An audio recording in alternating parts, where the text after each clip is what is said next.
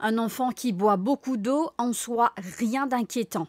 Mais son changement d'habitude qui doit alerter les parents, la nouvelle fréquence de sa soif est donc le signe d'alerte clé d'un diabète. L'acidocétose est une urgence hyperglycémique chez les patients diabétiques de type 1 car il existe un risque vital, notamment secondaire à un œdème cérébral, potentiellement responsable de séquelles. Pendant longtemps, il a été considéré qu'une réhydratation trop rapide pouvait aggraver ces lésions cérébrales. Quand on se dit bien fort, nous dans une hyperglycémie, et pas veut dire qu'il commence à venir, nous commençons à diminuer ce disque, nous faisons corriger cette déshydratation avant, nous prenons 2 heures de temps, 3 heures de temps pour corriger cette déshydratation. Là, nous commençons à donner une petite dose d'insuline dans ce veine pour commencer à diminuer ce disque là. Nous faisons remplacer tout ça électrolyte qui est là parce que les pipi, pas pipi de l'eau, les pipi au sodium, les pipi au potassium, surtout le potassium. Quand les pipi au potassium là, nous faisons remplacer. Il prend plusieurs jours pour corriger ça. Et qu'il y a une complication. Parce que quand nous disons à un enfant une hyperglycémie, si nous descendons ça d'ici là trop vite, ou nous mal hydratons ces enfants-là, ils ont un œdème cérébral. Quand il y a un œdème cérébral, là, nous pensons bien qu'il nous peut affecter ce cerveau peut affecter. Donc, si ce cerveau est affecté, il est capable de pas sortir ou il est capable d'avoir une séquelle neurologique. Donc, il est bien grave qu'il nous a le traitement à temps, qu'il nous bien vigilant quand un enfant pas bien, qu'il peut pipi beaucoup, qu'il commence pipi l'eau lili, qu'il peut commencer à perdre du poids, qu'il passe normal et qu'il peut boire beaucoup de l'eau. Nous sommes bien vigilants, nous pas besoin à ce stage de diabétique qui est acidosis là pour nous amener à l'hôpital, que là il y a risque de beaucoup de complications. Quand nous disons complications, c'est un enfant nous dit qu'il a un diabète depuis longtemps, pendant plusieurs semaines ou plusieurs mois. Pareil comme un grand dimoun, vous êtes léger affecté, vous êtes les reins affectés, vous êtes artères affectées, vous êtes les quais affectés. Tout ça là, c'est des bonnes complications d'adultes, mais pas veut dire qu'il n'y a pas pour gagner nos enfants là, parce qu'ils ont une bain de hyperglycémie là. Et ici, ils ont toutes ces bonnes complications là.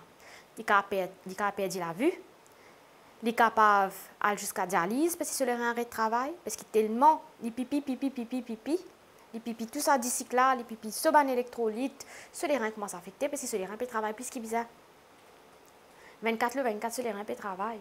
Donc, les capables à la dialyse, les capables, nous connaissons qui est un diabétique foot, nous avons un ulcère, tout ça là, nous avons une infection, et il est difficile, il n'est pas bien parce que nous connaissons, nous avons un diabétique foot, un diabétique ulcereuse, il n'est pas bien, il n'est pas capable bien aussi facilement, sans antibiotiques, sans contrôle ce diabète.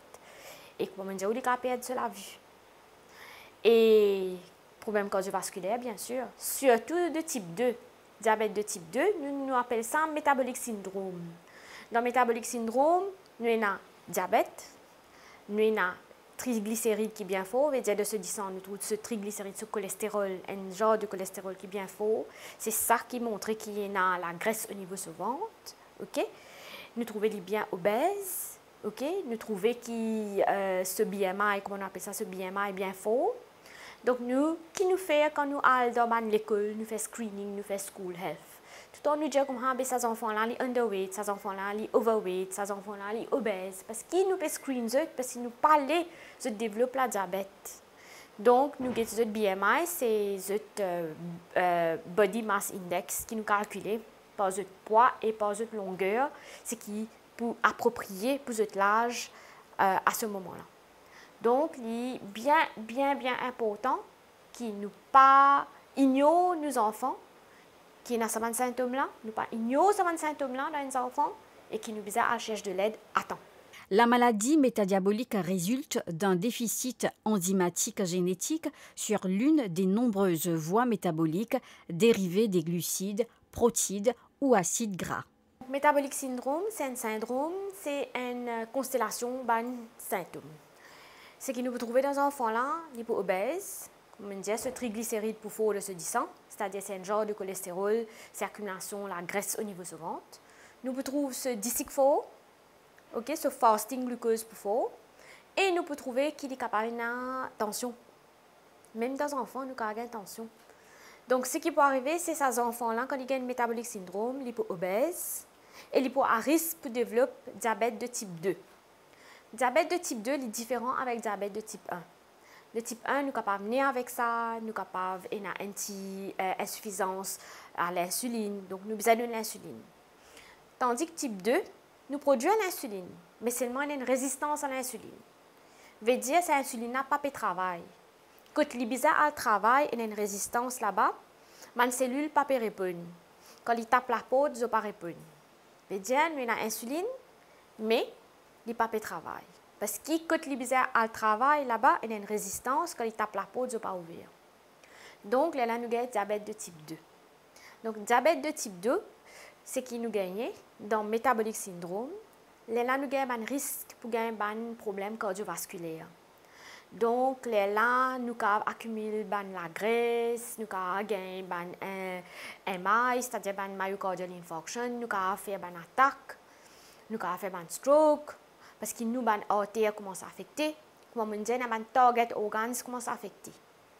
C'est pareil, hein, qui diabète de type 1, qui diabète de type 2, nous, les target organs, pareil, ils peuvent affecter. Donc, meilleure solution quand on a diabète de type 2, c'est nous besoin changer de manière de vivre et nous besoin changer de façon de manger. Nous diète besoin changer. Tant que possible, fats et carbs, nous besoin limiter. Nous besoin plutôt manger protéines, les légumes, vitamines, les fruits. Nous plutôt besoin manger sainement, comment nous dire. Nous besoin éviter nos bonnes carbs et nos bonnes la graisse. Nous besoin éviter bonnes fast food. Nous besoin éviter manger de l'huile. Nous besoin manger à l'heure et pas grignoter. Une thérapie nutritionnelle est recommandée pour tous les jeunes atteints de diabète. Les conseils nutritionnels doivent être adaptés aux traditions culturelles, ethniques et familiales, mais aussi aux spécificités cognitives et physiosociales du jeune et de sa famille. Quand nous avons diabète, nous devons faire de manière ne pas grignoter, ne pas manger à tout à travers, nous évitons de manger de fast food, parce que c'est un processed food, ça. Un processed food qui servi de l'huile, il y a de l'huile, nous ne pas capables. Nous devons limiter ça, ces affaires-là. Si nous contrôlons nos diètes, parce qu'il y a une plate méthode qui nous fait que nous privilégions protéines, nous privilégions les légumes et que nous carbs, c'est bien un peu, la plate méthode là. Donc, nous devons privilégier nos protéines. Et nous devons cut down on carbs et les fats. Nous ne pas dire pas manger, mais nous devons manger bien peu. Parce que les enfants, les enfants, ils sont bien difficiles pour mettre au régime. Donc, nous devons de manger plus sain. Donc, nous ne disons pas de grignotage, manger dans l'air, et quand manger, nous devons une balance diet, comme on dit plate method. Et aussi, nous devons faire une activité. Parce que nous devons mettre dans un club, nous devons faire football, que nous galoper, que nous perdre, ça la graisse au niveau de ventre. C'est la façon, c'est l'exercice. Les enfants, s'ils pourraient sur la tablette, ils pourraient se devant la télé, ils pourraient assiser, ils pourraient se faire devoir, nous ne disons pas pour perdre du poids. Nous avons besoin de une activité, bien pour nous livrer académique, mais aussi nous avons besoin de faire une activité physique pour ne pas grossir, pour ne pas avoir une vie sédentaire qui peut continuer après. Parce que si on a l'habitude là quand il est petit, il peut continuer à garder la vie sédentaire là, manger à tout à travers, fast food, pas manger la case. Quand on vit manger, c'est qui gagne manger. Là, nos enfants, ils peuvent grossir, ils peuvent devenir obèses, ils peuvent développer maladie cardiovasculaire, ils peuvent développer problème des reins, ils peuvent développer un problème de artère, que là, ils peuvent gagner un problème stroke, ils peuvent faire une infarction de la myocarde, ils font une attaque cardiovasculaire. Donc, nous devons prévoir ces affaires-là. Dès l'enfance, nous devons faire une manière, nous finissons mettre une routine, une hygiène de vie pour les comprendre que c'est sa façon-là qu'ils besoin manger, nous besoin faire activité physique, nous pas besoin manger telles affaires, nous pas besoin grignoter, nous besoin on the move, nous besoin de dynamique, nous besoin perdre sa gras qui est accumulé au niveau du ventre là. C'est-à-dire quand on a diabétique kétoacidosis, nous disons comment ces enfants-là ils peuvent venir dans un état bien critique à l'hôpital, quand ils sont capables, quand ils viennent de diabétique kétoacidosis, il y a le ICU.